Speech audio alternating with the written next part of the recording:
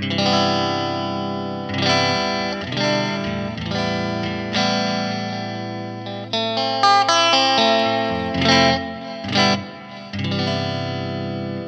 what's up? I'm Steve and welcome back to the channel. This is a quick look at the Fender Mustang GTX-7 Footswitch that powers the Fender Mustang GTX-50 amp I've got over here, also the GTX-100 and the GT amplifiers. The Footswitch is backwards compatible, and today we're going to look at the effects mode up here in the top right hand corner. Again, I've got other videos on the whole Footswitch. One where I dive deep into how to use the presets mode, another one where I go super deep on the looper. This is going to be a quicker one because the effects is pretty simple. For this video, I'm using a tone called Clean Dream that I built for the Fender Mustangs. You can download it for free today. Check the description notes and in Fender's website on their community and in the Tone App. I've got a bunch of other tones on surf and metal and hard rock and acoustic and all sorts of stuff. Also subscribe to my channel here at Steve Guitar for more lessons and tips, tutorials like this one. More tones for the Fender Mustang amps, live looping demos, and all sorts of stuff. Check it out. And after the break, we'll dive into the effects section of the GTX-7. Here we go.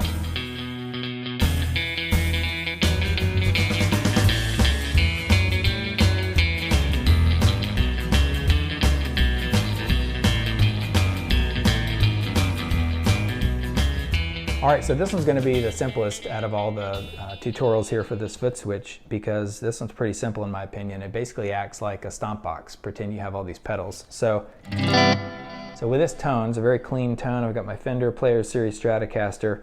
I'm on the fourth position there, one away from the neck. And on this, I have a SINE chorus to the left of the amplifier. I'm playing a 65 Deluxe. And then I have a large hall reverb. And then one notch over, I have a stereo tape delay.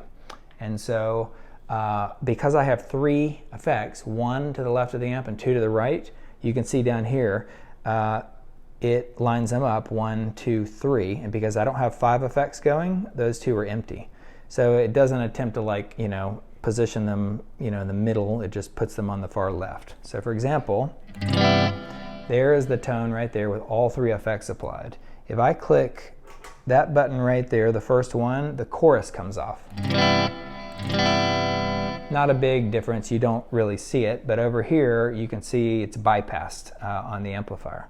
If I take off, let me do this, let me take off the delay first of all. I'll put on the chorus back on and I will take off the delay. The stereo tape delay is on the right. Okay, if you're wearing headphones, you'll really get the idea of the stereo. And I just turned off the stereo tape delay, it bypassed.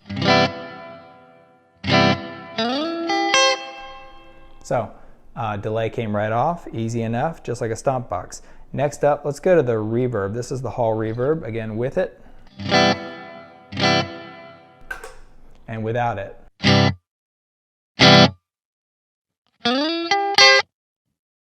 Dry as it can be. And I've got a chorus going on.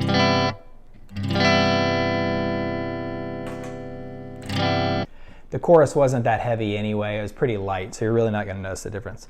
But it's really that simple. So I've got, if I want to add the reverb back in, if I want to add the stereo tape delay in again,